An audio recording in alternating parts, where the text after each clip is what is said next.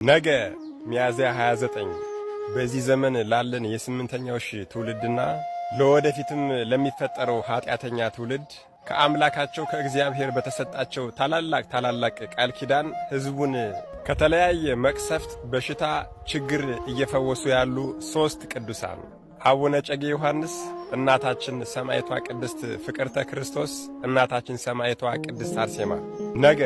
ሚያዝያ 29 የወርኃዊ በዓላቸው ነው። አቡነ እጨጌ ዮሐንስ ዘጸገሮ ወይም ዘጉንድ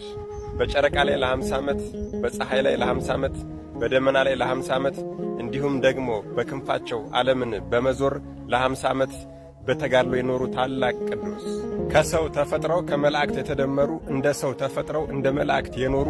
ለ500 ዓመታት በዚህች ዓለም ላይ በተጋድሎ የኖሩ ታላቅ ቅዱስ፣ የገድልህን መጽሐፍ የሰማ ያሰማ ያነበበ ያስነበበ የተረጎመ ያስተረጎመ እንዲሁም ደግሞ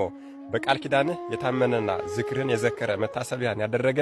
እስከ 10 ትውልድ ድረስ እምርልሃለሁ የተባሉ ታላቅ ቅዱስ፣ በቃል ኪዳንህ አምኖ በስምህ የተማጸነ ንስሐ ሳይገባ አይሞትም። መውለድ የማይችል ሰው በቃል ኪዳንህ ቢታመን እኔ ልጅን እሰጠዋለሁ። የገድልህን መጽሐፍ በቤቱ ያስቀመጠ ርኩሳን መናፍስት፣ ክፉዎች፣ አጋንንት፣ ቸነፈር፣ ወባ፣ ወረርሽኝ እንዲሁም ደግሞ መልአከ ጽልመት አይነካውም የተባሉ ታላቅ ቅዱስ፣ በገዳምህ አንድ መነኩሴ መጥቶ ቢቀበር የመላእክት ክንፍን አበቅልለታለሁ። አይሁድም አረማዊም ያላመነም ያልተጠመቀም በገዳምህ መጥቶ ቢቀበር ይቅር እልልሃለሁ፣ በመቃብሬ በጎልጎታ መጥቶ እንደተቀበረም እቆጥርለታለሁ የተባሉ ታላቅ ቅዱስ፣ ሕዝቡን የሚባርኩበትና አጋንንትን የሚያሸንፉበት መስቀል ከሰማይ የወረደላቸው በዚህ መስቀልም አሁንም ድረስ በቤተ ክርስቲያናቸው በገዳማቸው ያሉ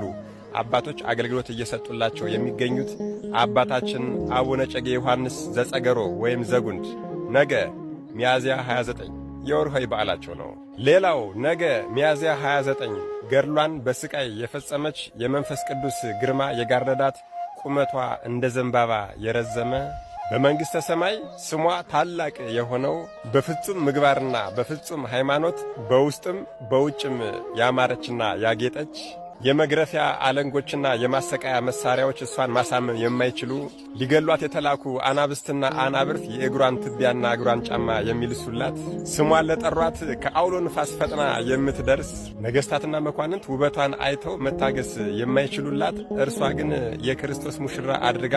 ራሷን ያስገዛች እናታችን ሰማዕቷ ቅድስት አርሴማ በዚህ ዘመን ያለን ወጣቶች በፍጹም እምነት በቃል ኪዳኗ ታምነን የምንጠይቃትን በሙሉ የምታደርግልንና ጥያቄዎቻችንን ሁሉ የምትመልስልን፣ ጤና ለሌለው ጤናን፣ ሰላም ለሌለው ሰላምን፣ ሥራ ለሌለው ሥራን፣ ትዳር ለሌለው ትዳርን፣ ልጅ ለሌለው ልጅን፣ ሕይወቱ የተበላሸበትን ሰው በሙሉ መስመርን የምታስተካከልና ቀናውን መንገድ የምታሳይ ሰማዕቷ እናታችን ቅድስት አርሴማ ድንግል ነገ ሚያዝያ 29 የወርኃዊ በዓሏ ነው። ሌላው ነገ ሚያዝያ 29 ልምረው ያላዘጋጀሁትን ወደ ደጅሽ አላስጠጋውም የተባለች ታላቅ ቅድስት የእናታችን የቅድስተ ቅዱሳን የቅድስት ኪዳነ ምሕረትን ቤተ መቅደስ ቤተ ክርስቲያን በአንድ ቀን በሰንሰልና በሲሚዛ ግድግዳዋን በአይጣ ሐረግ ደግሞ ማገሯን አድርጋ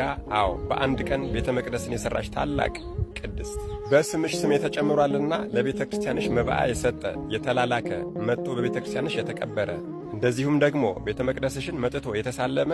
እስከ 12 ትውልድ ድረስ የምሕረት ቃል ኪዳን ሰጠሁሽ የተባለች ታላቅ ቅድስት በስምሽ የተማጸነ ሁሉ ባለጤና ይሁን፣ ስምሽን የጠራና የተማጸነ ሁሉ የከበረ ይሁን። የገድልሽን መጽሐፍ የጻፈ ያጻፈ የሰማ ያሰማ የተረጎመ ያስተረጎመ ያስጻፈ እንዲሁም ደግሞ ለባልንጀራ ለማንኛውም ለተቸገረ ሰው ቀዝቃዛ ውሃ እንኳን በስምሽ የሰጠ ኃጢአቱ በሙሉ ይሰረይለት፣ ፍጹም ንጹሕ ይሁን። ከባለቤቷ ጋር ለ40 ዓመት ቆማ በድንግልና የጸለየችበት ቦታ ላይ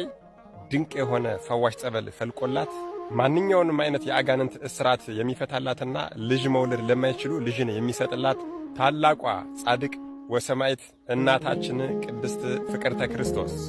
ነገ ሚያዝያ 29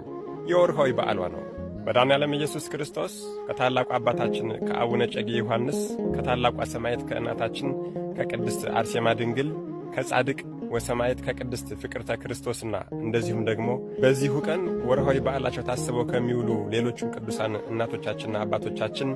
ረድኤት፣ በረከት፣ ምልጃ፣ ቃል ኪዳን፣ ፍቅር አይለየን። አሜን። ይቆየን።